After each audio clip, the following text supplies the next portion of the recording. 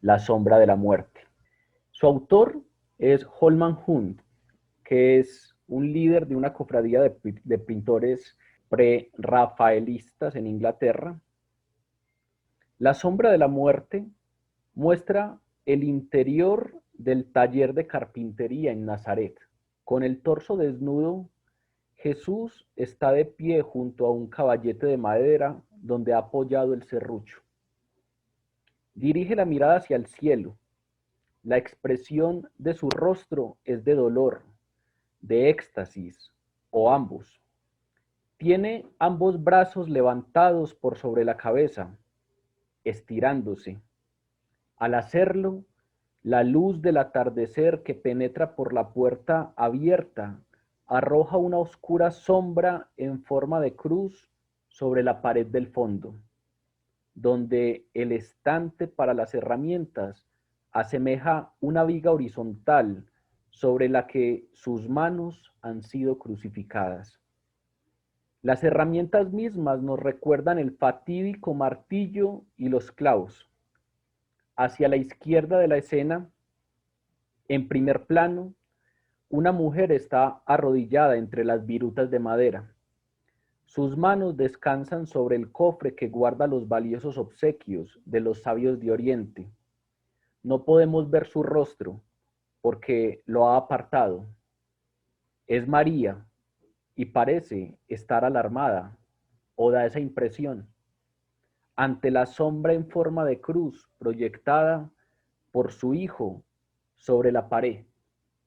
Holman Hunt, el autor de La sombra de la muerte, estuvo en Tierra Santa entre 1870 y 1873 y pintó esa pintura que ustedes ven ahí, esa obra que ustedes ven ahí, La sombra de la muerte, en Jerusalén. Se dirigió hasta la ciudad de Jerusalén y sentado en la terraza de su casa, durante 3 años estuvo pintándola. Si bien se trata de una escena imaginada por el pintor, teológicamente es una escena acertada, porque nos muestra que desde la juventud de Jesús, incluso desde su mismo nacimiento, la cruz proyectaba su sombra. Su propia muerte era el eje de su misión.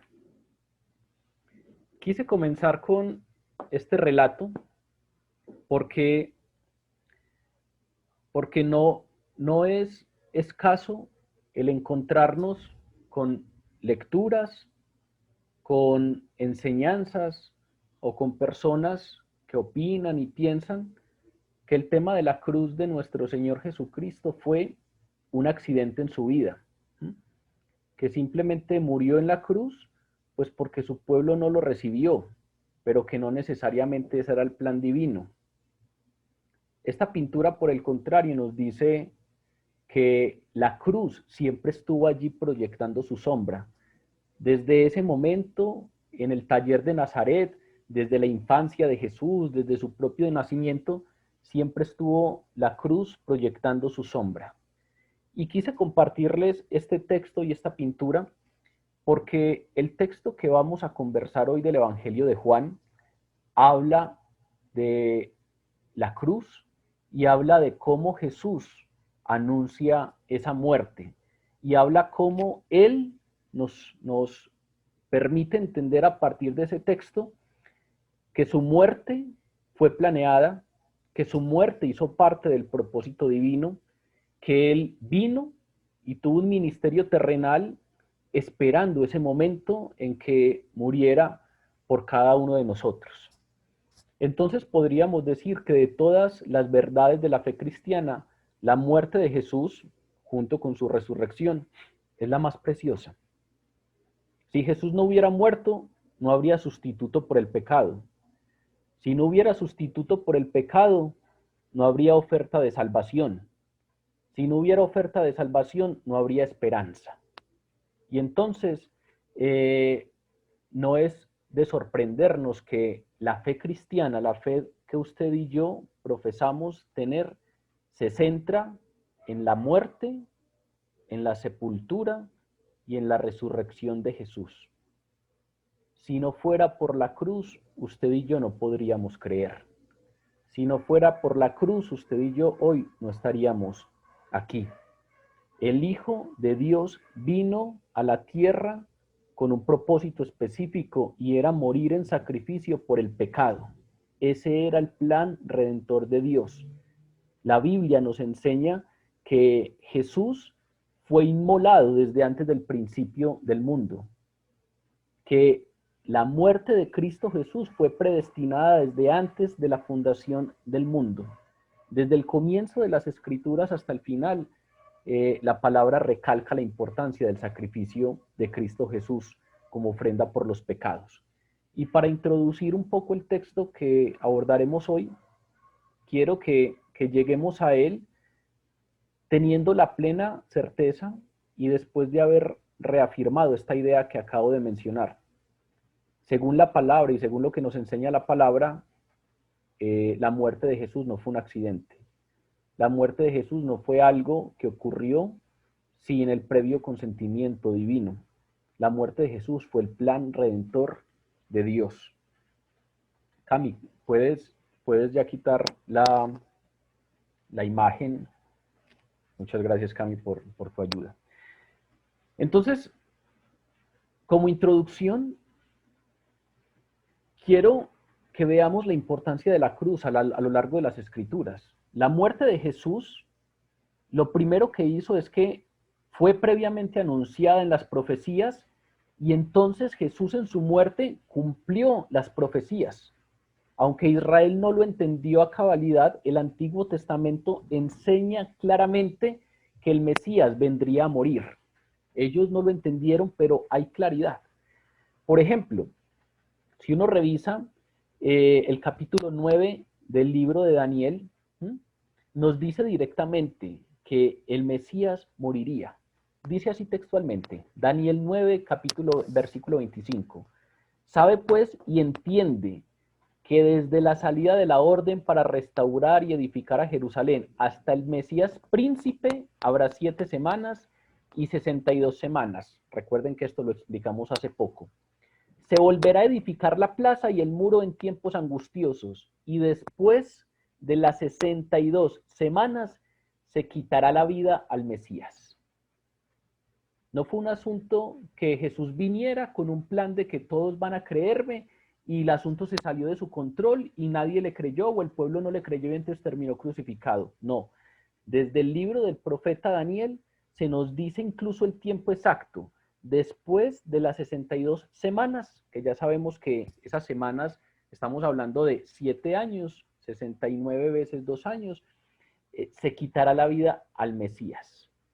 Pero aparte de eso, ustedes seguramente habrán escuchado muchas veces aquel capítulo 53 de Isaías, en donde cuando lo leemos nos damos cuenta no solamente del sufrimiento de Jesús que fue anunciado, sino que también fue anunciada su muerte.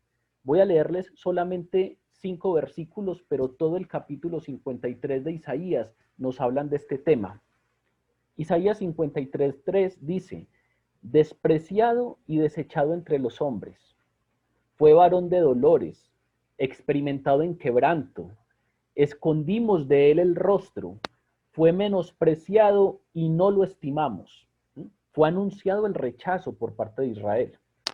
Él llevó nuestras enfermedades y sufrió nuestros dolores, y nosotros le tuvimos por azotado, por herido de Dios y abatido, mas él fue herido por nuestras rebeliones, fue molido por nuestros pecados. El castigo de nuestra paz fue sobre él, y por su llaga fuimos nosotros curados. Todos nosotros nos descarriamos como ovejas, cada cual se apartó por su camino, mas el Señor cargó en él el pecado de todos nosotros. Angustiado y afligido, no abrió su boca, como cordero fue llevado al matadero, y como oveja delante de sus trasquiladores, enmudeció, no abrió su boca, por cárcel y por juicio fue quitado, y su generación, ¿quién la contará? Porque fue cortado de la tierra de los vivientes, y por la rebelión de mi pueblo fue herido. Sufrió al punto de que fue cortado de la tierra de los vivientes y por la rebelión fue herido. La muerte de Jesús fue anunciada, la muerte del Mesías fue anunciada, pero no solamente la muerte como evento tal, sino que el Antiguo Testamento también da detalles específicos de la muerte del Mesías y todos se cumplieron. Por ejemplo, el Salmo 41 predijo que alguien cercano lo traicionaría. Si ustedes luego en la semana van y leen en detalle el Salmo 41, encontrarán que fue anunciado de antemano que uno de sus más cercanos lo traicionaría. Pero Zacarías 11, el capítulo 11 del libro de Zacarías, incluso nos habla de la cantidad de dinero exacta que recibiría el traidor. Isaías 50 nos anuncia el abuso físico que sufriría Cristo en su juicio. El Salmo 22 describió gráficamente escenas de su muerte. Por ejemplo, dice que a suerte iban a repartir sus vestidos y finalmente, para no romperlos, para no rasgarlos, los echaron a suerte. El Salmo 34 predice o nos anuncia que ninguno de sus huesos se rompería.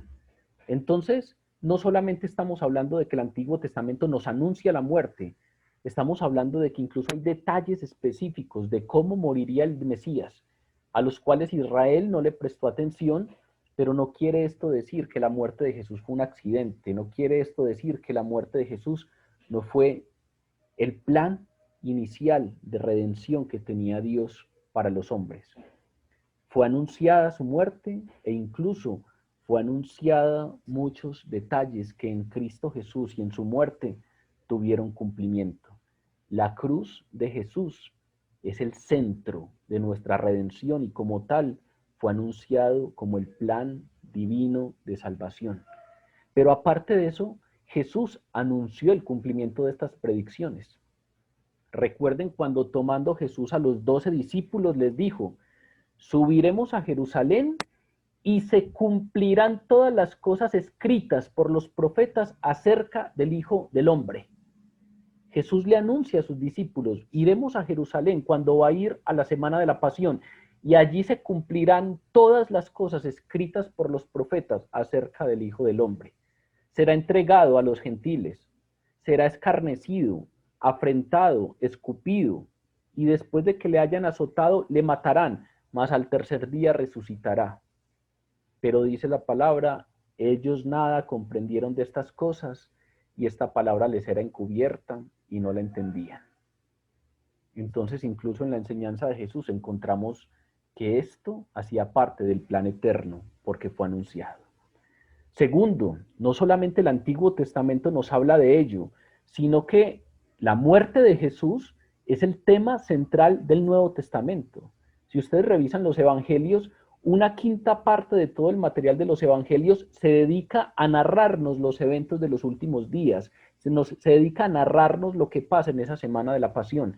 La muerte y la resurrección de Jesús son el punto culminante al que nos lleva todos los relatos y todo el material previo acerca de su vida y acerca de su ministerio terrenal.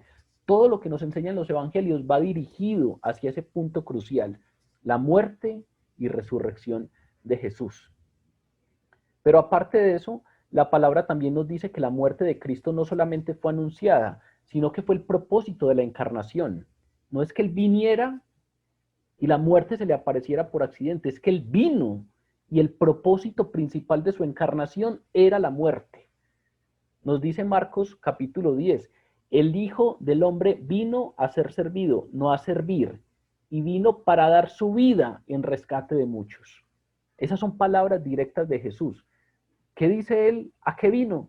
Vino a servir, vino a dar su vida en rescate de muchos. ¿Cuál es el propósito de que viniera? Dar su vida en rescate por todos nosotros. Pero aparte de eso, en la primera carta de Juan, nos dice el apóstol, y sabéis que Él apareció para quitar nuestros pecados, y no hay pecado en Él. Para esto apareció el Hijo de Dios, para deshacer las obras del diablo. ¿Cuál es el propósito de que Él se encarnara, según lo que nos dice Juan? Apareció o se encarnó para quitar nuestros pecados. apareció para morir por nuestros pecados y redimirnos. Cristo no vino principalmente a darnos ejemplo. Claro, nos da ejemplo, nos enseña, nos adoctrina, pero eso no es lo principal de su encarnación. El punto culmen y principal de su ministerio fue morir por nosotros. Su muerte no fue una idea tardía, no fue un accidente, es el cumplimiento de un propósito definitivo en conexión con la encarnación. La encarnación no es un fin en sí mismo, es el medio para el fin, que es la redención de los perdidos, la redención de todos nosotros por medio de su muerte en la cruz del Calvario. Pero aparte de eso, también encontramos constantemente este tema en las enseñanzas de Jesús. Si ustedes recorren el Evangelio, revisen las palabras que dice directamente Jesús y se van a dar cuenta que en las enseñanzas directas de Jesús está este tema de la muerte como elemento principal de su plan redentor y de su encarnación. Él, por ejemplo, les dijo directamente a los discípulos que era necesario ir a Jerusalén y que era necesario padecer de los ancianos y de los principales escribas y ser muerto y resucitar al tercer día. Eso estaba anunciado. Pero recuerden también que hace 8 días hablamos de esa especie de regaño que les da Jesús a los discípulos de Maús, aquellos que van caminando en el camino de Maús después de que Jesús muere, y Jesús se les aparece, camina con ellos y finalmente les dice: oh insensatos y tardos de corazón, para creer lo que los profetas habían dicho. No era necesario que el Mesías padeciera estas cosas.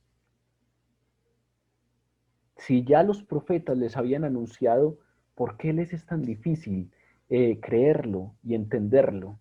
Y poco después, reunido con los 11, porque ya no estaba Judas, les dijo: así está escrito, y era necesario que el Hijo padeciese y que resucitara al tercer día. Es decir, esto que pasó es el plan inicial. Esto es lo que vine a hacer, a morir por ustedes y a resucitar al tercer día y a vencer la muerte a través de ellos. Eso mismo, si ustedes pasan los evangelios y se van para las cartas apostólicas y para Hechos de los Apóstoles, se van a dar cuenta que es la misma doctrina la que enseñan los apóstoles. Pablo, por ejemplo, a los Corintios, en la primera carta a los Corintios, capítulo 15, les dice: porque primeramente os he enseñado lo mismo que recibí. Lo que me enseñaron a mí, eso es lo que yo les enseño, que Cristo murió por nuestros pecados conforme a las Escrituras, conforme a lo que estaba ya preestablecido. Esa era la enseñanza de Pablo, que Cristo murió porque así estaba planteado. Pero aparte de eso, si ustedes ven el primer discurso cristiano, recuerden que después del Pentecostés se levanta Pedro lleno del Espíritu Santo y da el primer discurso cristiano, y en ese discurso, en esa primera predicación, se convirtieron 5,000. Y si ustedes revisan lo que dice Pedro en ese discurso, parte de ello nos revela que efectivamente la cruz de Jesús fue anunciada, la muerte de Jesús fue anunciada y era el plan. Hechos 2, capítulo 23 dice: a Jesús entregado por el determinado consejo y anticipado conocimiento de Dios. Jesús fue entregado a morir, a ser azotado. ¿Y qué dice Pedro? ¿Que eso ocurrió porque sí? No. Él fue entregado por el determinado consejo y anticipado conocimiento de Dios. Ustedes lo arrestaron y lo mataron crucificándole, pero Dios lo levantó, y sueltos los dolores de la muerte, por cuanto era imposible que fuese retenido por ella. Fue entregado a la muerte, pero por el consejo y anticipado conocimiento de Dios. Si ven, pues este tema de que la cruz es el centro, la muerte de Jesús es el centro, este asunto de que, como vimos en la obra de arte, desde tal vez la infancia de Jesús, vuelvo y repito, esta es una escena imaginada por el pintor, pero teológicamente es correcta. Desde la infancia de Jesús, la sombra de la cruz ya estaba. Desde el nacimiento de Jesús, la sombra de la cruz ya estaba. No fue algo que se encontró él en su ministerio terrenal ya después de los 30 porque no tuvo la acogida que esperaba. No. El propósito de la encarnación de Jesús fue cumplir el plan divino de redención que implicaba la muerte en la cruz del Calvario. Y tal vez una de las fundamentales cosas que podemos leer para convencernos de esta idea es el interés supremo que hay en el cielo por la muerte de Cristo. Si ustedes se leen el capítulo 5 del Apocalipsis, Juan nos dice en esa visión que tuvo del cielo: vi a 4 seres vivientes y los 24 ancianos se postraron delante del Cordero, delante de Dios, de Jesús, y cantaban un nuevo cántico diciendo: digno eres de tomar el libro y de abrir sus sellos, porque tú fuiste inmolado y porque con tu sangre nos has redimido para Dios de todo linaje y lengua y pueblo y nación.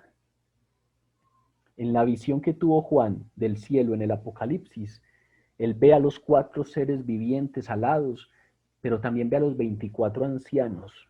Esos 24 ancianos que según el Apocalipsis están en el trono de Dios, y dice que estos se postraron delante del Cordero y tenían un cántico. ¿Cuál era el cántico que Juan escuchó en el cielo? Digno eres de tomar el libro y abrir sus sellos, porque fuiste inmolado y con tu sangre nos has redimido para Dios. Esa importancia que en el cielo tiene la muerte de Cristo, el hecho de que fuera inmolado por nosotros y que con su sangre limpiara nuestros pecados, nos da una idea grande de lo que es la muerte de Jesús. Nos da una idea grande de lo que es esto en términos del plan divino de salvación. Y por último, creo que para redondear esta idea que quería transmitirles inicialmente, pues valdría la pena remitirnos a las enseñanzas de la Iglesia. Las 2 enseñanzas centrales de la Iglesia son el bautismo y la Santa Cena. Y el bautismo describe la unión del creyente con Cristo en su muerte. En el bautismo, la señal de la cruz indica la unión de ese creyente con Cristo en la muerte de Cristo, entendiendo que solo a través de la muerte éste puede ser salvado. Solo a través de la muerte de Cristo los pecados de este que está siendo bautizado pueden ser limpiados. Pero también en la Eucaristía o en la Santa Cena, los creyentes recuerdan y anuncian algo muy claro, que es la muerte del Señor hasta que Él venga. A través de estos misterios, a través de estos sacramentos, anunciamos tu muerte y proclamamos tu resurrección hasta que vengas. Entonces, ese sacramento que hacemos con frecuencia nos tiene que llevar definitivamente a la centralidad de la muerte del Señor. Esto lo menciono porque estos versículos que abordaremos a continuación precisamente hablan de que Jesús está de cara a la cruz. Y estando de cara a la cruz, nos dice: para esto fue que yo vine. Si de pronto les llegó, se enteraron de este encuentro por la invitación que enviamos por WhatsApp o por correo, pues allí había un título muy claro que tenía que ver con esto: de cara a la cruz. Para esto ha llegado mi hora. No es que me encontré esto, no es que no contaba con ello, no es que este pueblo tan desagradecido que yo esperaba que me acogieran bien y recibí esto otro. No, es que para esto ha llegado mi hora. En otras palabras, para esto vine. Pero es importante la conversación que acabamos de tener, o los puntos que acabamos de abordar, por lo que les menciono, porque es común encontrarnos enseñanzas, es común encontrarnos, se van a encontrar libros muy seguramente, van a escuchar opiniones en donde se afirma lo contrario, en donde se plantea la muerte de Jesucristo como un asunto accidental, como un asunto tardío, como un asunto que no tenía nada que ver con el plan inicial de Dios, y pues verlo de esa manera es distar mucho de lo que las escrituras nos revelan, y por lo tanto era importante convenir en un punto antes de abordar la conversación que traeremos a continuación. Los versículos entonces en los que nos concentraremos son, como les había mencionado antes, los versículos del 27 al 34. En la mayoría de las Biblias, estos versículos llevan un subtítulo que tiene que ver algo como Jesús anuncia su muerte o Jesús habla acerca de su muerte inminente. Tiene algo que ver con esto. Ya Jesús había empezado a hablarnos de su muerte inminente. En el texto que estudiamos hace 8 días, hablamos de específicamente el versículo 23 y 24, en donde Jesús responde a Felipe y a Andrés cuando van y le dicen que unos griegos quieren verlo. Jesús responde: ha llegado la hora para que el Hijo del Hombre sea glorificado, y de cierto os digo que si el grano de trigo no cae en la tierra y muere, queda solo, pero si muere, da mucho fruto. Ya nos había empezado a hablar un poco de su muerte, ahora viene una palabra mucho más directa, en donde el Dios hombre, Jesús, está enfrentando las implicaciones de esa cercanía de la muerte. Y entonces vamos a leer un pasaje en donde encontraremos asuntos muy interesantes. El pasaje nos revela cierta angustia de Jesús, pero también nos revela una respuesta del Padre. Pero también Jesús anticipa un poco las victorias que vendrán.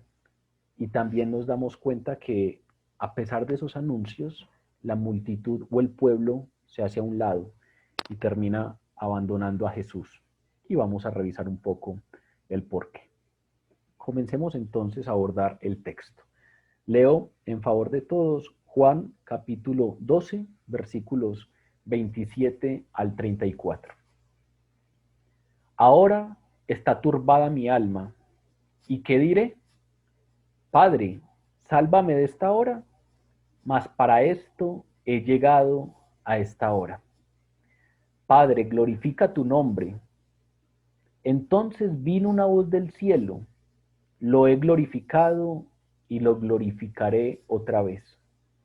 Y la multitud que estaba allí y había oído la voz decía que había sido un trueno, y otros decían: un ángel le ha hablado.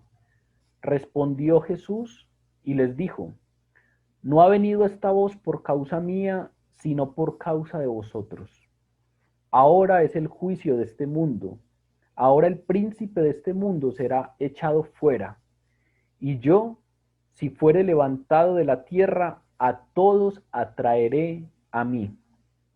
Y decía esto dando a entender de qué muerte iba a morir. Le respondió la gente: nosotros hemos oído de la ley que el Cristo permanecerá para siempre. ¿Cómo pues dices tú que es necesario que el Hijo del Hombre sea levantado? ¿Quién es ese Hijo del Hombre? Vamos entonces a comenzar abordando este texto. Vamos entonces a profundizar un poco en él, pidiéndole al Espíritu Santo que nos dé luz y que nos acompañe para entender un poco más lo que la palabra quiere anunciarnos. El texto comienza hablándonos acerca de la angustia de Jesús. Dice la primera parte del texto: ahora está turbada mi alma, dice Jesús. Tengo turbada el alma. ¿Y qué diré? Padre, sálvame de esta hora. Mas para esto he llegado a esta hora. Padre, glorifica tu nombre. Jesús entonces empieza diciéndonos que tiene el alma turbada. Muy seguramente la anticipación de cargar con el pecado, muy seguramente esa cercanía de la muerte ese asunto de experimentar la ira de Dios y separarse del Padre provocó que el alma de Cristo se turbara.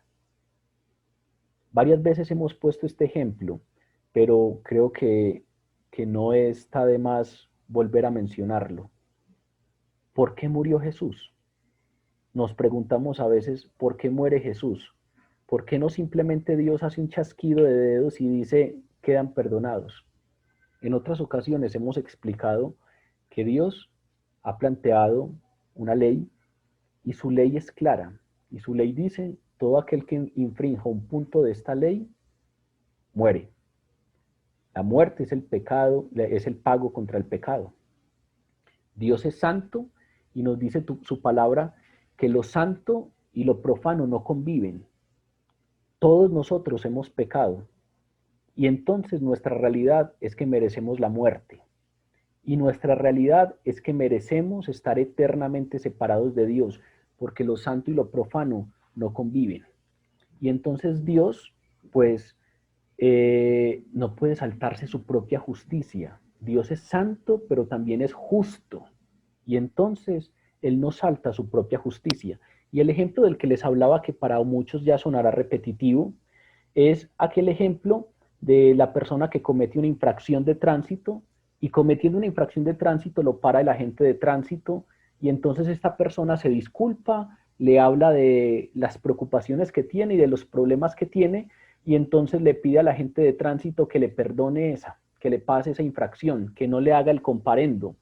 Y hemos planteado que si el agente de tránsito simplemente le dice listo, la perdono, váyase o lo perdono, váyase, ahí el agente de tránsito estaría siendo misericordioso. Tuvo compasión, se puso en los zapatos de esa persona, pero no estaría haciendo justicia, porque hay una ley. Hay una ley clara que dice todo aquel que comete esta infracción tiene que pagar esta multa. Y entonces él, por ser misericordioso, le tocó ser injusto. Le tocó a él pasarse la ley por la galleta. Él tomó la decisión de perdonar y se saltó la ley que estaba establecida. Pero Dios resulta que es un Dios misericordioso, pero también es un Dios justo. Y entonces, ¿qué es lo que tuvo que haber hecho este agente de tránsito para ser misericordioso y al mismo tiempo ser justo? Pues lo que tuvo que haber hecho es, apenas esta persona se pasa o comete la infracción, tuvo que haber hecho una boleta con la infracción para que fuera pagada, para que se cumpliera con la multa establecida, pero si la persona le expresa lo que le expresó y finalmente él se extiende en compasión con esta persona, lo que tuvo que haber hecho para ser misericordioso y justo fue decir, listo, tenga más cuidado a la próxima, váyase, le pasó esta, pero no lo vuelva a hacer, lo deja ir y no puede rasgar esa boletica porque estaría siendo injusto, sino que debería haberla doblado, se la mete en su bolsillo y al otro día debería ir madrugar e ir a pagar esa multa. Así habría sido compasivo y misericordioso con esta persona y no habría infringido la ley, porque esta infracción amerita una multa y él habría entonces también dado satisfacción a la ley que estaba. Si ustedes revisan a la luz de ese ejemplo lo que hizo Jesús y la cruz de Cristo, pues finalmente lo que hizo Jesús fue expresar la total misericordia y al mismo tiempo la total justicia de Dios. Lo que hizo Jesús fue aquello que nos correspondía a nosotros, Él nos perdona y nos dice, listo, pero entonces cogió la boletica, se la metió al bolsillo y se montó en esa cruz por nosotros. ¿Qué dice Pablo acerca de la cruz? Allí en la cruz fue colgada el acta de nuestros pecados. ¿Qué es colgado el acta de nuestros pecados? Es esa boletica que usted y yo teníamos que pagar, Él fue y la pagó. Allí está el acta de nuestros pecados y esa multa o ese castigo, esa muerte que teníamos que cargar usted y yo, la está cargando Él ahí. Esto lo menciono para que entendamos lo que viene a continuación. Eso es cargar con la maldición. Eso es cargar con todo el pecado. Eso es cargar con la separación de Dios. Eso es cargar con el peso inmenso del pecado en aquel que nunca ha cometido pecado. Y entonces Si ustedes ven, la realidad de ese sacrificio es clara. La realidad de ese sacrificio es que Jesús anticipa lo que se le viene, anticipa lo que es experimentar la ira de Dios, anticipa lo que es separarse del Padre, y por lo tanto eso fue tan fuerte que provocó que su alma se turbara. Turbada traduce una forma del verbo tarazó, que literalmente quiere decir agitada, revuelta. No sé si a algunos de ustedes ya ese verbo griego no les parece tan lejano y de pronto dicen, lo he escuchado en algún momento. Claro, lo hemos escuchado aquí porque cuando estudiamos el versículo 5 de Juan, recuerden ese versículo 5 en donde Jesús sana a un paralítico que está en Betesda, en el estanque de Betesda, y hay una especie de creencia de que un ángel viene y agita el agua y el primero que se eche ahí quedará sano. Ese verbo agitar el agua es el verbo tarazó, y es el mismo verbo con el que aquí se nos habla de lo que está sintiendo Jesús. Está agitado, está revuelto. Es una palabra fuerte, usada en un sentido figurado aquí para hablar de una agitación espiritual y mental severa. Habla de estar perturbado, habla de estar molesto, habla de estar inestable, habla de estar horrorizado. Pero aparte de eso, ese verbo está en tiempo perfecto. Y ese tiempo perfecto sugiere que, que no es que en ese momento se sintió así, no. El tiempo perfecto del verbo nos da a entender que para Jesús eso era una lucha continua. Jesús continuamente veía su hora, veía la hora y cada vez estaba más cerquita. He venido a esta hora, he venido a morir por ellos, pero cada que se acercaba más esa hora, había esa lucha continua. Mi alma está turbada por las implicaciones de cargar el juicio divino por el pecado. Vean, vean esto que nos da a entender esta primera parte del texto. Cristo no fue a la cruz con indiferencia. Cristo no fue a la cruz sin sentirlo. Jesús no es aquí en el Evangelio de Juan el actor en un drama que está a punto de representar una parte muy difícil, pero una parte muy difícil que él puede observar sin apasionamientos porque no lo involucra. Jesús no es el actor de una película que va a llevar el rol de un personaje al que le pasa algo, pero él lo puede vivir sin apasionamientos, porque finalmente eso le pasa al personaje, no a mí. No. Y hago esta distinción porque en los primeros siglos de la iglesia había una doctrina que se denomina el docetismo. El docetismo es una doctrina común en ciertos gnósticos y maniqueos que plantean que el cuerpo humano de Cristo no era real, sino aparente e ilusivo, y entonces no podía sentir dolor. Y entonces vivió todo esto de su martirio y de su crucifixión sin sentir mayor perturbación, sin sentir dolor, y por el contrario, el Jesús del que nos habla Juan en su Evangelio es todo lo contrario. Jesús no es aquel que va a la cruz de manera indiferente y sin sentirlo. Jesús es aquel que sabe lo que se le viene encima. Jesús es aquel que sabe lo que es cargar con el pecado y con la maldición y con la separación de Dios, al punto de que lo que nos anuncia en este versículo es: está turbada mi alma. En su humanidad Jesús sintió todo el dolor asociado con cargar con la maldición del pecado. Recuerden que por causa de ese dolor ofreció ruegos y súplicas con gran clamor y lágrimas. Recuerden Getsemaní, aquella oración en el huerto, ruegos y súplicas con gran clamor y lágrimas dirigidas a aquel que podía librarlo de la muerte. Jesús afrontó este momento con temor reverente, con dolor, con perturbación propia del momento que estaba viviendo. Luego nos dice la palabra, ¿y qué diré? Padre, sálvame de esta hora.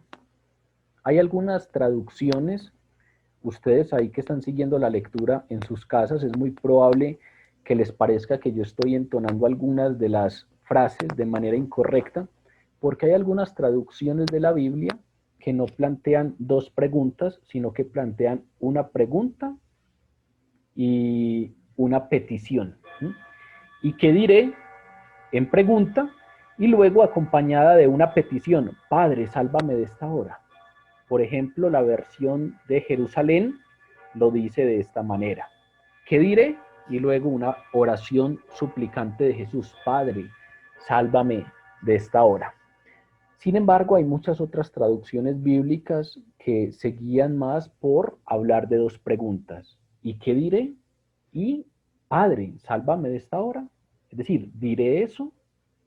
Llegado a este punto, diré, Padre, sálvame de esta hora. Y aunque no necesariamente tenemos certeza clara de cuál debe ser gramaticalmente la expresión, si esa segunda va en pregunta o no, pues parece mejor ver las dos frases como expresiones de un pensamiento hipotético y ya les voy a explicar por qué. Aquí como en Getsemaní, Jesús agonizaba por esa muerte vergonzosa que se le aproximaba, por esa muerte cruel, por esa muerte injusta que le esperaba. Pero aparte de eso, nos dice la palabra claramente que aunque Jesús sabía lo que se le venía, él entregó su vida voluntariamente. Hace poquitico lo leímos en Juan 10, lo estudiamos en Juan 10, versículo 17 y 18. Voy a irme hacia allá y lo leeré. Por esto me ama el Padre, porque yo pongo mi vida para volverla a tomar. Nadie me la quita, sino que yo de mí mismo la pongo. Tengo poder para ponerla y tengo poder para volverla a tomar. Es decir, Jesús a este punto, a pesar de que está turbada su alma, sabemos que Jesús entrega su vida voluntariamente. Que Jesús no está allí porque esté siendo obligado, está allí entregando su vida voluntariamente. Pero aparte de eso, Jesús, a pesar de que está en esto, no duda en ningún momento de lo que el Padre podría hacer. No duda en ningún momento del poder que tiene como Dios. Recuerden cuando lo arrestaron, bajando de Getsemaní, lo arrestan. Y recuerden cuando Pedro ataca a aquellos que lo arrestaron, ¿qué les dijo Jesús? ¿Cómo reprendió Jesús a Pedro? Le dijo, ¿acaso piensas que no puedo ahora orar a mi Padre y que Él no me daría más de 12 legiones de ángeles? Es como si le dijera, ¿tú crees que yo necesito que me defiendan? ¿Tú crees que esto me está pasando porque yo no tengo el respaldo de mi Padre? Si yo quisiera en este momento, oraría y me vendrían 12 legiones de ángeles, pero no lo hago porque yo entrego mi vida voluntariamente. Y entonces, pues, en otras palabras, aquí nos están diciendo que Jesús no fue una víctima en términos de que estuviera siendo obligado a algo. Él podía haber llamado al Padre para rescatarlo, pero Cristo no desvió el plan eterno de Dios para la redención. Cristo cumplió con todo lo que estaba predeterminado, y esto es, estaba llamado a morir en sacrificio por el pecado de todos nosotros. Por lo tanto, es un poco más coherente plantear la segunda expresión como una expresión hipotética. ¿Qué pues diré? Le pediré al Padre, sálvame de esta hora, mas para esto he llegado a esta hora. Es como si él mismo se estuviera planteando una hipótesis. ¿Qué puedo hacer? Puedo hacer muchas cosas. Puedo pedirle al Padre que me salve de esta hora, pero haré eso si es que vine para esto. ¿Qué pues diré? Padre, sálvame de esta hora, mas para esto he llegado a esta hora. Jesús aquí nos declara eso que queríamos dar a conocer o eso que queríamos definir claramente en la introducción. La muerte de él, su cruz, no fue un accidente y no fue un asunto tardío.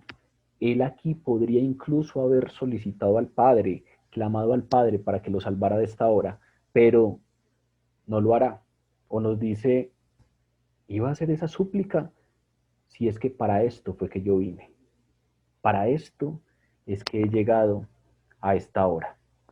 Jesús iba a completar la misión asignada por el Padre. Y entonces, resuelto a cumplirlo, oró: Padre, glorifica tu nombre. En vez de pedirle que lo librara de esta hora, en vez de pedirlo que lo salvara de esta hora, ora de una manera distinta: Padre, glorifica tu nombre. Esa es en esencia la misma oración que hizo en Getsemaní, la misma oración que haría unos días después en el huerto de Getsemaní: no se haga mi voluntad sino la tuya. Padre, glorifica tu nombre, es en esencia: haz como está predeterminado en tu plan eterno.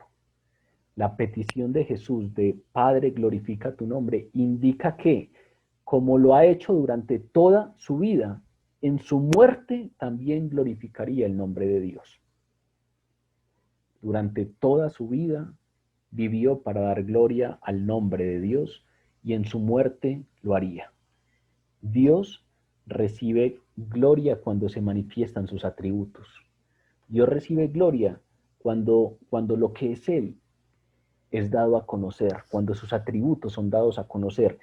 Y en ninguna otra parte se ve más claramente los atributos de Dios que en la muerte de Jesús. El amor por los pecadores impotentes no se ve en ninguna otra parte más claramente que en la muerte de Jesús. Su santa ira contra el pecado, al punto de dar aquello, su propio Hijo, como dice Juan: de tal manera amó Dios al mundo, que sabiendo que no había otra forma, porque lo santo y lo profano no pueden convivir, Él dio a su propio Hijo, para que muriera por nosotros y para que todo aquel que en Él crea no se pierda, mas tenga vida eterna. El amor inmenso, pero también su santa ira contra el pecado, pero también su justicia perfecta. Recuerden el ejemplo: su justicia es perfecta. Él no infringe su justicia por el amor y por la misericordia. Él nos ama hasta el extremo, tiene una misericordia perdonadora al extremo que también se ve clara en su muerte, pero tiene una justicia perfecta. Su gracia redentora queda totalmente clara en la muerte de Cristo Jesús y su sabiduría infinita. En ninguna otra parte se ve más claramente los atributos divinos que en la muerte propiciatoria de Jesús. Y por lo tanto, la muerte de Jesús glorifica el nombre de Dios. Pero a continuación, en medio de esta escena de perturbación del alma de Jesús, nos encontramos una respuesta del Padre. Dicen los siguientes versículos: entonces vino una voz del cielo: lo he glorificado y lo glorificaré otra vez. Y la multitud que estaba allí y había oído la voz decía que había sido un trueno. Un ángel le ha hablado, decían otros. Y respondió Jesús y dijo: no ha venido esta voz por causa mía, sino por causa de vosotros. Si ustedes ven, no es muy común que nos encontremos en el Evangelio que se escuche audiblemente la voz del Padre. Es la tercera vez durante el ministerio terrenal de Cristo que se escucha audiblemente la voz del Padre, del cielo. La primera fue en el bautismo de Jesús, la segunda fue en la transfiguración, y en ambas la voz del Padre afirmó estar complacido con su Hijo. Este es mi Hijo amado, en quien tengo complacencia. Este es mi Hijo amado, escuchadle. Ahora, cuando la cruz se acercaba, el Padre de nuevo habló y de nuevo lo hizo para autenticar a su Hijo. Esa voz que se escuchó dio seguridad a los discípulos de que la muerte de Cristo no significaba que Dios lo desaprobara. No significaba que Dios no estaba con él, porque si estuviera con él, el pueblo le hubiera creído. No significaba que Dios no estaba con él, porque si Dios estuviera con él, las autoridades religiosas pues lo sabrían. ¿Quién más que ellos para identificar al Mesías? Y son los expertos en la ley. Vean que los discípulos podían estar confundidos. Aquí nos deja clara la palabra que así como en el bautismo y en la transfiguración, la voz del cielo afirmó la complacencia del Padre con el Hijo, aquí también se escucha una voz del cielo cuando se acerca a la cruz de Jesús y es el Padre autenticando a su Hijo, dando seguridad de que esa muerte hacía parte de un plan y no que significara la desaprobación de Dios. Al contrario, en vez de desaprobarlo, como ya había glorificado su nombre por medio de la vida y el ministerio terrenal de Jesús, lo glorificaría otra vez por medio de su muerte. Entonces vino una voz del cielo que dijo, lo he glorificado y lo glorificaré otra vez. Así como glorificó su nombre en vida y ministerio de Jesús, lo glorificaría ahora por medio de su muerte. Pero aparte de eso, pues la palabra nos permite entender que ese sacrificio en la cruz y la resurrección no marcarían solamente la culminación exitosa de esa misión encomendada por el Padre. Ese asunto de he glorificado mi nombre y lo glorificaré otra vez, no solamente quiere decir que el nombre de Dios será glorificado porque Jesús cumpliría la misión que le fue encomendada. Cumpliría esa misión de venir a buscar y salvar lo que se había perdido. Cumpliría esa misión de dar su vida en rescate por muchos. Es eso, pero es además otra cosa.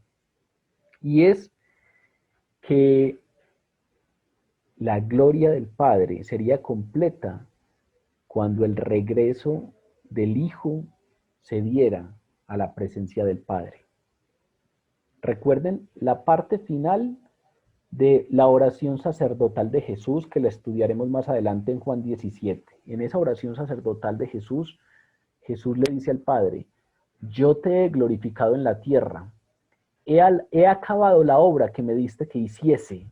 Ahora pues, Padre, glorifícame tú al lado tuyo con aquella gloria que tuve antes de que el mundo fuese. Vean que Jesús ahí nos enseña esas dos partes de la glorificación del nombre de Dios. He glorificado tu nombre en la tierra porque he acabado la obra que me diste que hiciese. Pero ahora, Padre, glorifícame a tu lado. Dame de nuevo aquella gloria que tuve contigo antes de que el mundo fuese.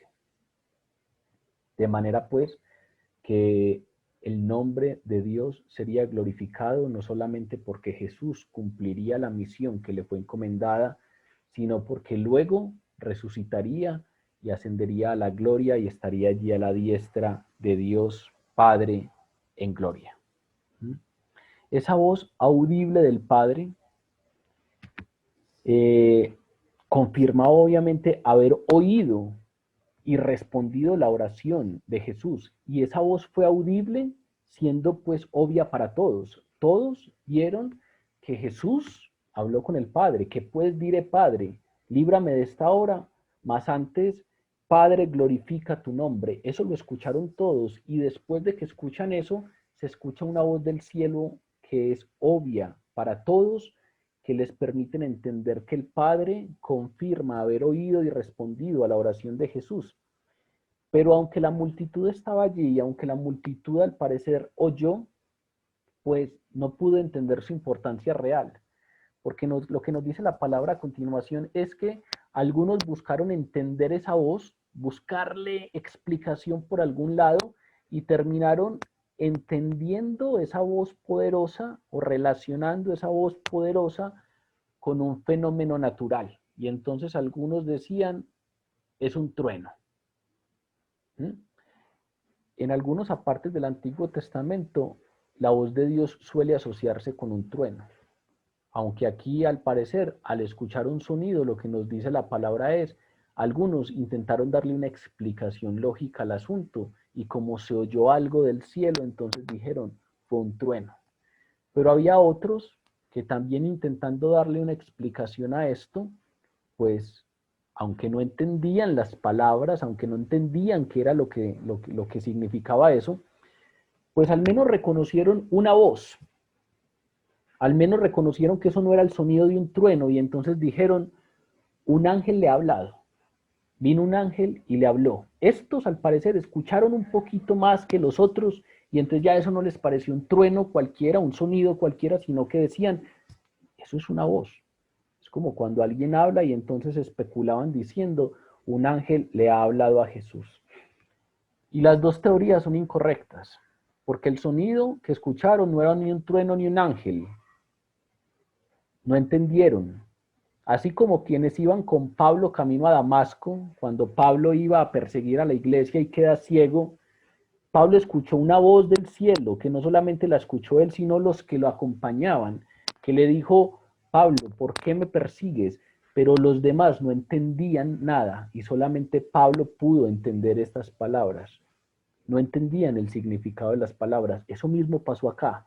Puede que escucharan una voz, intentaran darles explicaciones, pero había una incapacidad latente en la multitud para entender la voz de Dios que ilustra la dureza del corazón.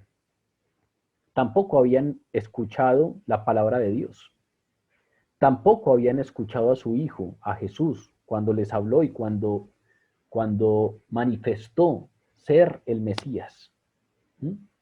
Y entonces no es un asunto de que Dios no hable, es un asunto de que los pecadores caídos somos sordos a la voz de Dios. Dios en este texto habló y la gran multitud no entendió. Juan, al parecer, escuchó, porque finalmente nos terminó escribiendo esto, pero la gran multitud no escuchó. Pero ahí estaba la voz. Como nos dice Mateo, capítulo 13, viendo no ven y oyendo no oyen ni entienden. No es que no hable Dios, no es que no nos diga por dónde debemos ir, no es que guarde silencio, es que en ocasiones estamos mucho más atentos a otras voces que a la voz de Dios y definitivamente el pecador caído, cuando no ha sido redimido, es sordo a la voz de Dios y por lo tanto estas multitudes de los que nos habla la palabra en el día de hoy, pues tenían sordos, pero tenían oídos, pero no oían, tenían ojos, pero no veían, tenían entendimiento para algunas cosas, pero las cosas de Dios no las entendían, porque no estaba entonces en ellos la obra de Dios, que después de la muerte y resurrección y ascensión de Jesús, se manifiesta a través del Espíritu Santo. Pablo le escribió acerca de eso a los Corintios de una manera muy clara. El hombre natural. ¿Qué significa el hombre natural? Es el hombre que no ha sido redimido. Es el hombre que no tiene el Espíritu de Dios, el ser humano que no tiene el Espíritu de Dios. Pablo le dice a los Corintios, 1 Corintios 2:14, el hombre natural no percibe las cosas que son del Espíritu de Dios. Vea que utiliza una palabra muy interesante, percibe. No es necesariamente un asunto de discernimiento, no es un asunto de que conozcamos mucho y entonces yo sé interpretar tal cosa. Percibir. ¿Sabe a través de qué uno percibe? A través de los sentidos. Las percepciones vienen a través de los sentidos. La vista, el oído, el gusto, el olfato, el tacto. El hombre de Dios no percibe las cosas que son del Espíritu de Dios. Hay algunos que, como le pasó a Eliseo con su sirviente, recuerden aquella escena en donde vinieron a rodear, el enemigo vino a rodear la casa de Eliseo y su sirviente estaba totalmente amedrentado y Eliseo en cambio estaba calmado. Y entonces Eliseo, al ver a su sirviente así, ora y le dice, Señor, abre los ojos de este hombre. Y en ese momento, dice la palabra, se abrieron sus ojos y vio que detrás del ejército enemigo habían legiones del ejército celestial que triplicaban y cuadruplicaban en número al ejército enemigo. Y por eso Eliseo estaba tranquilo, porque sabía que es más grande el que estaba con él que estaba contra él. Pero hay cosas que no los perciben todos, porque el hombre natural no percibe las cosas que son del Espíritu de Dios, porque para el hombre natural, dice Pablo, son locura, no las puede entender, porque son cosas que se han de discernir espiritualmente. Percepción, discernimiento. El hombre natural no percibe. Esa voz celestial, le dice después Jesús a la multitud, no vino por causa mía, sino por causa de ustedes. No solamente no la entendieron, sino que después posiblemente quedaron mucho más confundidos, porque se encontraron a un Jesús que en vez de darles explicaciones acerca de ese sonido, lo que expresa es, respondiendo Jesús dijo, no ha venido esta voz por causa mía, sino por causa de vosotros. Esa es la respuesta de Jesús. La multitud decía, ¿es un trueno o es un ángel? Y en respuesta, Jesús los confunde un poquito más, podríamos decirlo así, en primera instancia, porque les dice, no ha venido esta voz por causa mía, sino por causa de vosotros. Esa declaración en principio parece muy confusa para todos, porque si la voz fue una respuesta a la oración de Jesús, si la oración vino como respuesta a la oración que él había hecho, ¿cómo ahora dice que no era por su causa que vino? Y el significado parece ser que la voz no vino exclusivamente por causa de Jesús. Es decir, es como si Jesús nos dijera, yo no necesito oír la voz audible del Padre para saber que Él ha respondido a mi oración, sino que hay otros que sí necesitan escuchar esa voz audible. Hay algunos que necesitan ser fortalecidos. Hay algunos que necesitan saber que Dios Padre está conmigo, que me aprueba, así como lo aprobó y así como manifestó complacencia en su bautismo y en su transfiguración. La voz vino para fortalecer a aquellos que estaban cerca. Y los que más cerca estaban y lograron entender la voz, al parecer fueron los discípulos. Juan, por ejemplo, vuelvo y repito, entendió la voz. Esa respuesta milagrosa parece ser para los discípulos, para que pudieran oír directamente del Padre que efectivamente Él respondía a Jesús y pudieran escuchar directamente del Padre cuál era su respuesta. La respuesta es, lo he glorificado y lo glorificaré otra vez. Es decir, a través de lo que pasa en tu vida, me es dada gloria. Fue una comprobación del Padre.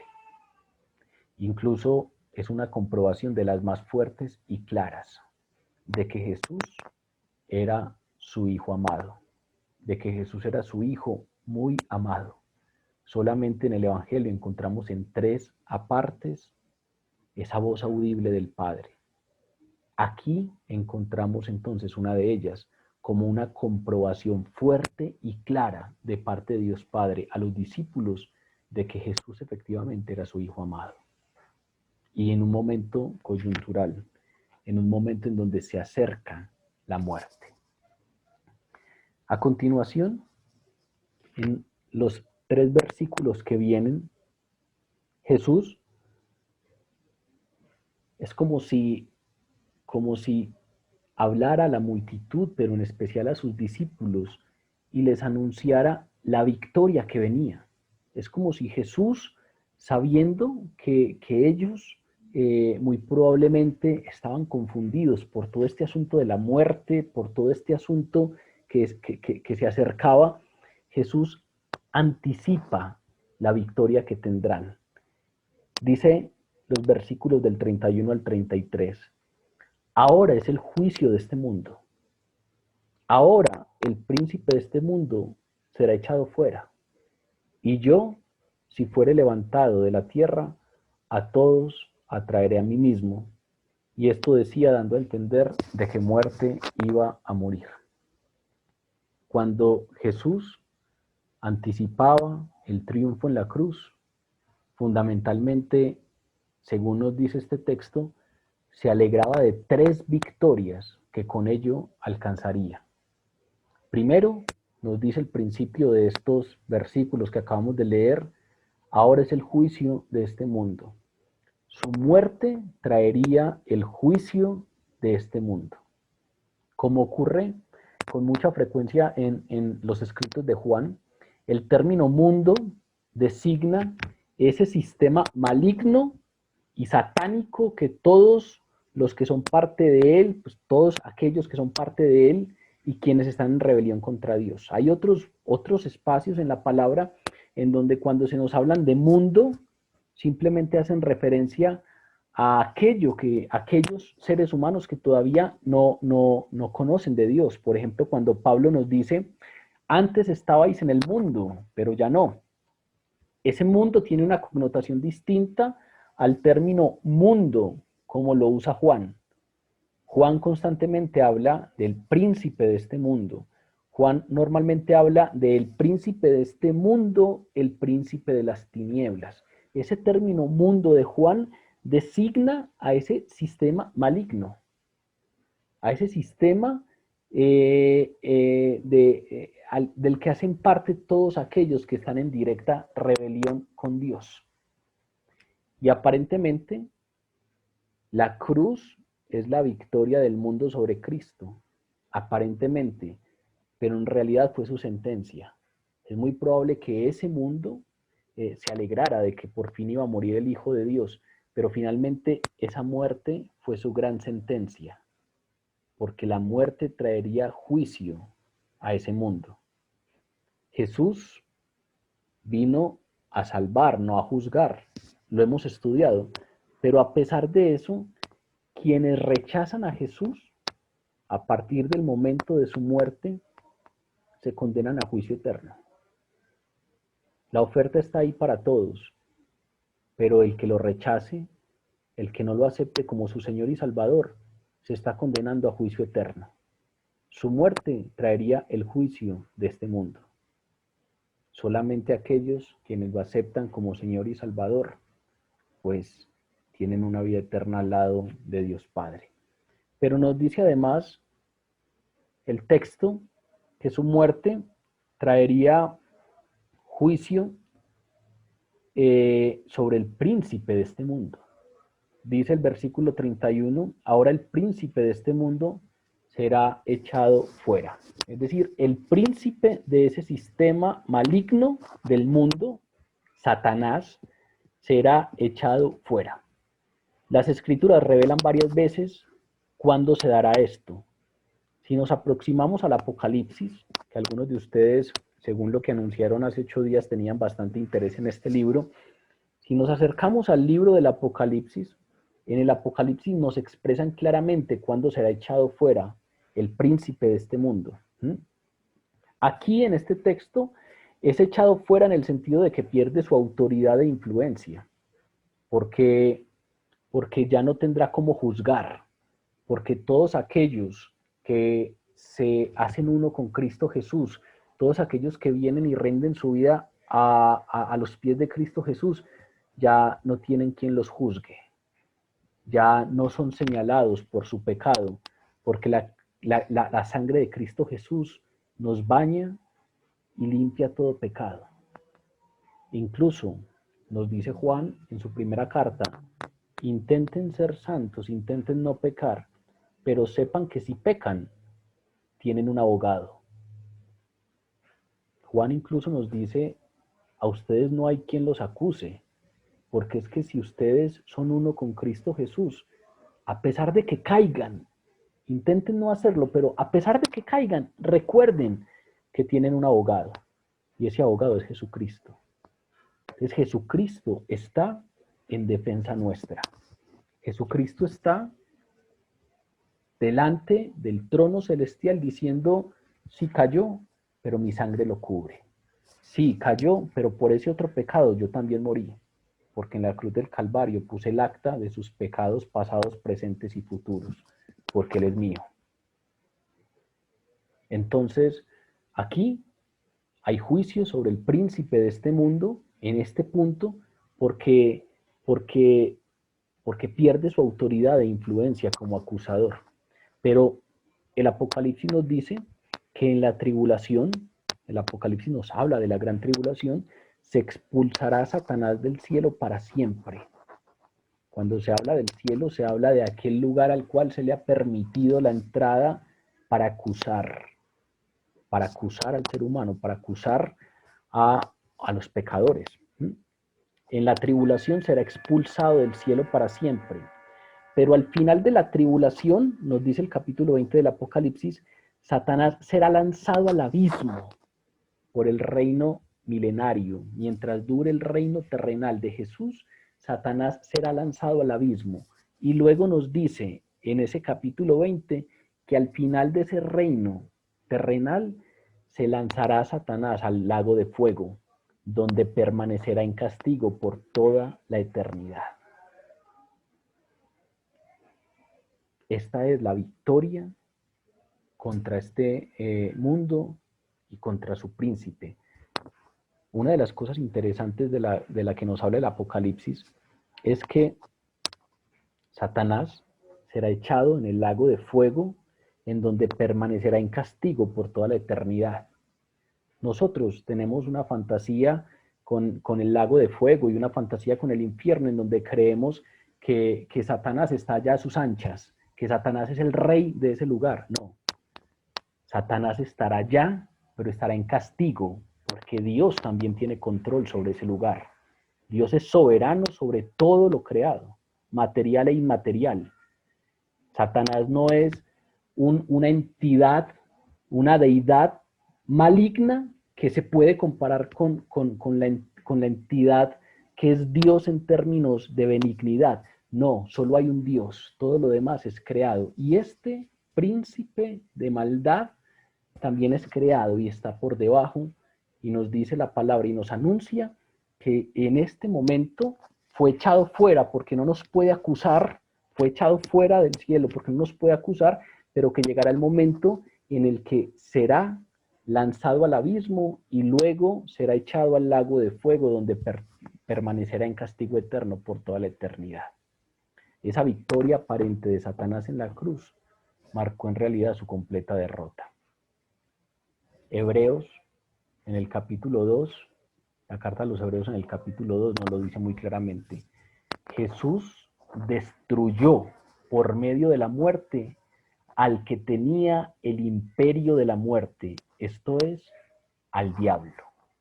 Jesús lo destruyó por medio de la muerte al que tenía el poder sobre la muerte. Entonces, hasta ahora la palabra en este texto nos habla de dos victorias. El juicio de este mundo y el príncipe de este mundo será echado fuera. Pero hay una tercera victoria, nos dice el versículo 32. Y yo, si fuere levantado de la tierra, a todos atraeré a mí mismo. Y esto decía dando a entender la muerte, de qué muerte iba a morir. En contraste con las otras, con las dos primeras victorias de las que se nos habla en forma negativa, van a dejar de ser, la victoria final que Cristo alcanzó en la cruz se expresa en términos positivos. Cuando Él sea levantado de la tierra, que es una referencia a su crucifixión, vean que hay una notica de Juan que dice, y esto decía dando a entender de qué muerte iba a morir, cuando Él sea levantado de la tierra, declara Jesús que por medio de ese sacrificio atraería a todos a sí mismo. Esa es la tercera victoria. La tercera victoria es que habría mucho fruto. La tercera victoria es que sería nuestra paz. Recuerden el texto que leímos ahora de Isaías en el versículo 53. Él cargó todo el dolor por ser nuestra paz. Él es el que nos reconcilió con Dios. Él es el que nos pone en paz con Dios. Esa tercera victoria es: atraeré hacia mí a todos. Y eso no significa que todos los humanos recibirán redención, que es otra doctrina que ha estado presente en algunos momentos de la historia de la iglesia, que es el universalismo. El universalismo que dice Jesús murió por todos, e independiente de que lo acepten o no lo acepten, la muerte de Jesús cubre el pecado de todos. Eso no es lo que está diciendo este texto. Cuando él dice, atraeré a todos a mí mismo, la palabra todos se refiere a quienes acuden a él. Recuerden el versículo 24 que leímos hace 8 días. De cierto os digo que si el grano de trigo no cae en la tierra y muere, quedará solo, pero si muere, lleva mucho fruto. Ese todos es ese mucho fruto del que se nos habló anteriormente. Es decir, ese todos es mucho fruto entre todas las naciones, entre todas las clases y tipos de personas. Esta frase enfatiza que todos los salvos tienen la salvación al creer en la obra de Cristo en la cruz. No hay acceso a Dios sin la cruz. No hay otro acceso. Él es el único camino entre Dios y los hombres. No hay forma de llegar a Dios sin la cruz. Es el punto central. No son las novenas al X, no son las devociones al Y. Todas esas cosas son asuntos que pueden motivarnos, que pueden alentarnos para nuestra vida cristiana, para tener modelos a seguir, pero no son las novenas que hice durante X tiempo, no son los sacrificios que hice sobre Y tiempo. El único acceso que tenemos a Dios es a través de la cruz del Calvario, a través del sacrificio de Cristo Jesús en la cruz del Calvario como pago total y suficiente por todas nuestras culpas. Por sí mismos no podemos ser presentados como justos, porque usted y yo somos pecadores. Nuestro corazón es engañoso y perverso, pero a través de la cruz del Calvario, la justicia de Dios nos alcanza, porque Él libra nuestro pecado. Solo por medio de la cruz de Cristo hay expiación satisfactoria del pecado. Y solo a través de la cruz de Cristo se concede el perdón divino. No hay otro camino entre Dios y los hombres. Finalmente, el texto concluye en su último versículo, dándonos a entender una idea de abandono por parte de la gente. Le respondió la gente a Jesús: nosotros hemos oído de la ley que el Cristo permanece para siempre. ¿Cómo pues dices tú que es necesario que el Hijo del Hombre sea levantado? ¿Quién es ese Hijo de Hombre? La multitud, incapaz de aceptar la verdad de que Jesús iba a morir, le respondió: nosotros hemos oído otra cosa de la ley. Vean toda la introducción que hicimos al principio. Vean toda la introducción y todo el recorrido que hicimos por varios textos en donde planteábamos que la ley, el Antiguo Testamento, es muy claro al mostrarnos que efectivamente el Mesías iba a morir. Isaías nos habla, Daniel nos habla, Zacarías nos lo deja muy claro. Mirarán al que traspasaron, será cortado de entre los vivientes, y después de las 62 semanas el Mesías morirá. Sin embargo, estos no habían entendido la palabra y entonces en respuesta a Jesús le dicen: nosotros hemos oído que el Mesías permanece para siempre. Lo que a nosotros nos han enseñado es que Cristo permanecerá para siempre. Recuerden que Cristo es la palabra griega para Mesías, que es hebrea. Eso fue lo que nos enseñaron, que el Mesías permanecería para siempre. ¿Cómo pues dices tú que es necesario que el Hijo del Hombre sea levantado? Muy seguramente tenían una palabra en la cabeza. Y digo que muy seguramente tenían esa palabra en la cabeza porque se refieren al Mesías como el Hijo del Hombre. Vean que son ellos los que dicen: ¿cómo dices tú que el Hijo del Hombre sea levantado? Ese término Hijo de Hombre, recuerden que hace ya varios meses César nos introdujo a este tema con una pregunta: ¿por qué a Jesús se le dice Hijo de Hombre? Y a Jesús se le dice Hijo de Hombre específicamente por una visión que tuvo el profeta Daniel.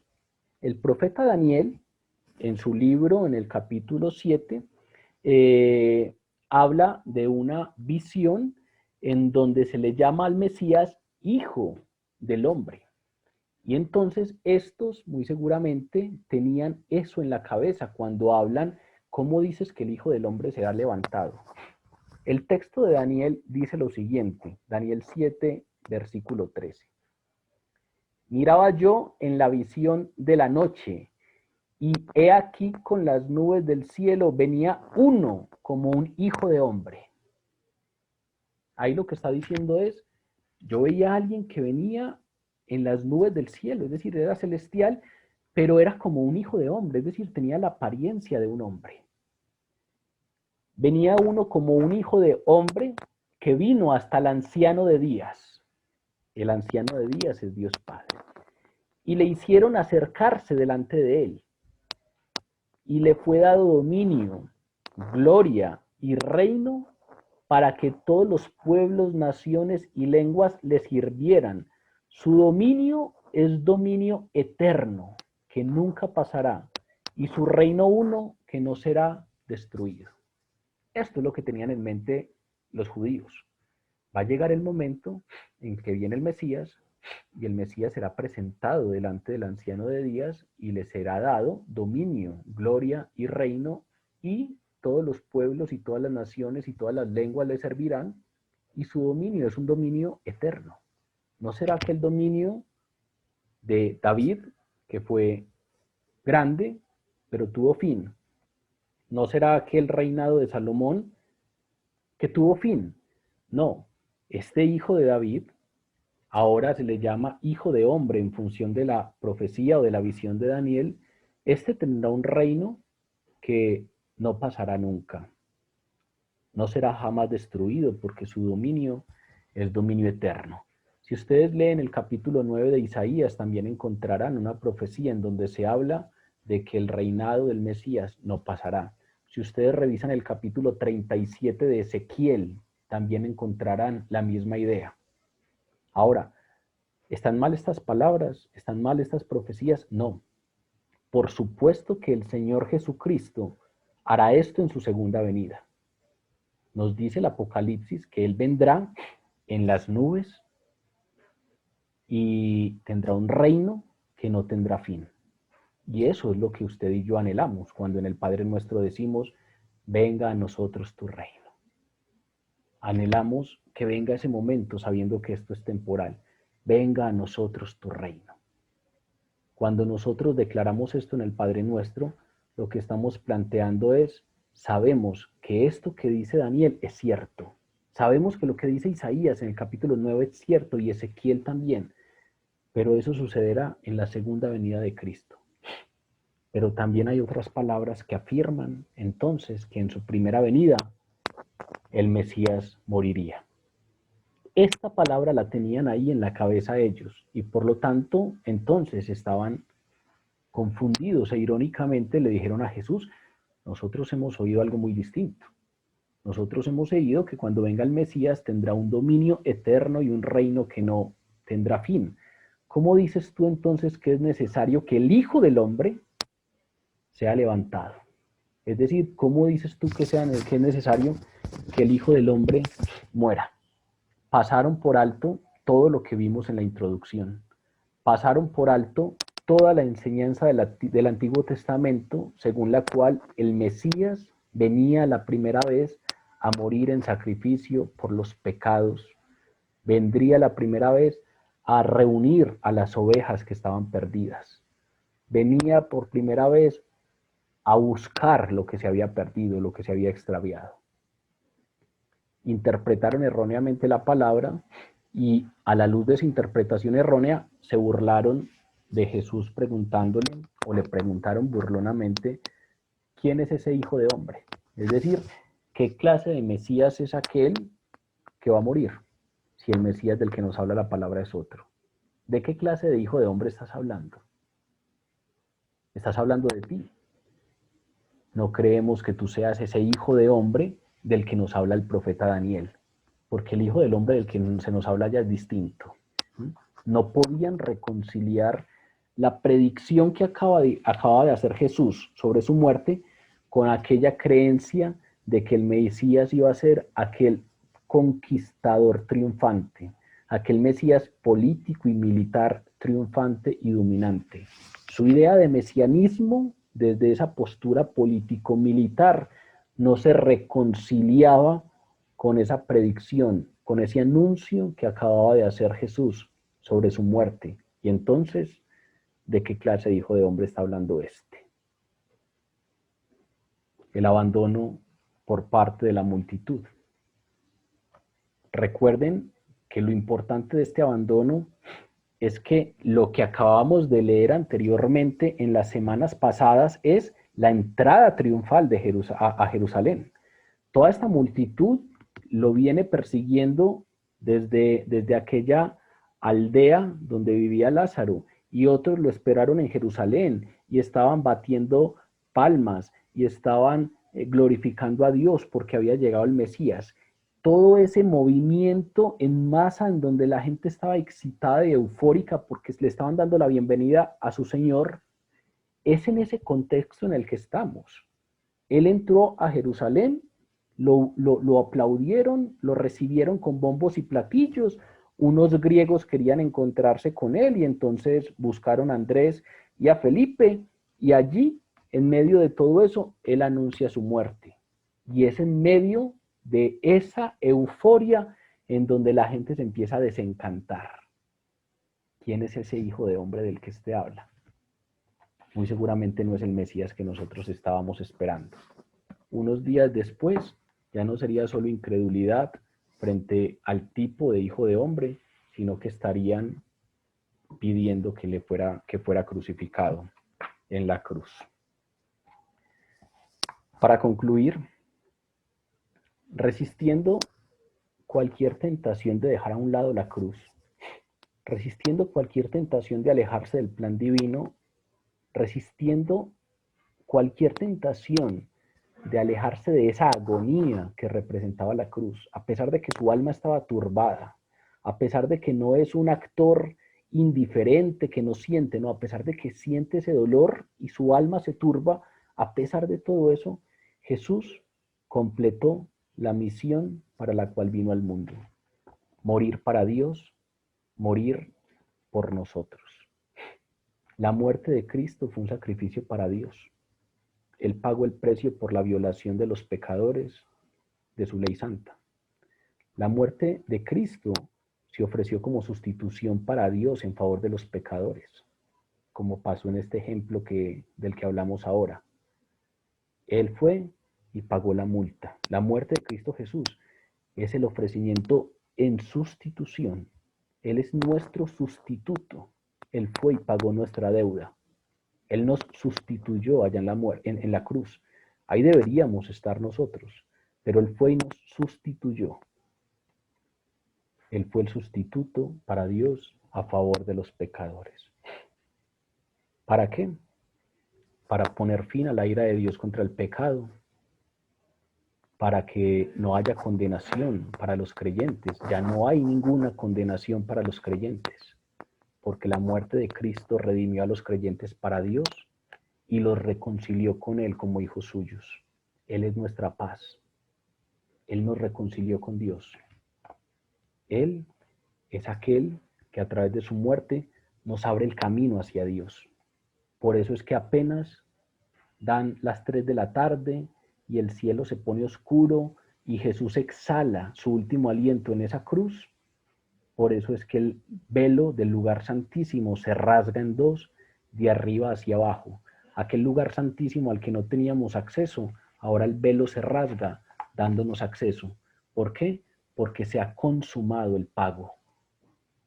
Se ha consumado el pago de la deuda y por lo tanto, en el mismo momento en el que Él muere, el velo del lugar santísimo se abre, dándonos entrada a todos aquellos que, haciéndose uno con Él, pues puedan ser presentados delante del Padre justificados, no por su propia justicia, sino por la justicia que aquel, en amor, hizo por nosotros en la cruz. Por eso, como declaró el autor de la carta a los Hebreos, convenía que Dios, para quien y por medio de quien todo existe, perfeccionara mediante el sufrimiento al autor de la salvación de ellos. nos convenía y nos convino todo lo que padeció, nos convenía y nos convino todo lo que sufrió, porque solo a través de ello nosotros hoy podemos venir delante de Dios y podemos tener una eternidad a su lado. La muerte de Cristo no es un accidente, es el punto central de nuestra fe. La cruz de Cristo no es un asunto tardío, es el punto central de nuestra fe. Termino con una parte de este libro con el que comencé.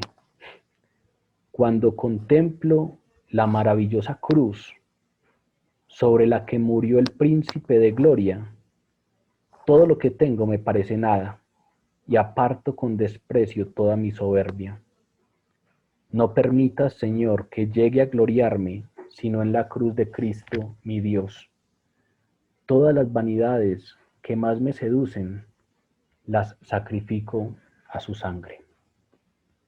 También hay un himno hermoso, que es un soneto antiguo, de autor hasta hoy la mayoría de versiones dicen que desconocido, que es el soneto al crucificado. El soneto que plantea que el centro de la fe es Él. Todo lo demás gira en torno a ese momento, pero el centro es Él. Seguramente ustedes lo han escuchado. No me mueves, Señor, para quererte, el cielo que me tienes prometido, ni me mueve el infierno tan temido para dejar por eso de ofenderte. Tú me mueves, Señor, muéveme el verte clavado en una cruz y escarnecido. Muéveme el ver tu cuerpo tan herido. Muéveme tus afrentas y tu muerte. Muéveme en fin tu amor y en tal manera que aunque no hubiera cielo yo te amara y aunque no hubiera infierno te temiera. No me tienes que dar porque te quiera, pues aunque lo que espero no esperara, lo mismo que te quiero, te quisiera. Vamos a orar.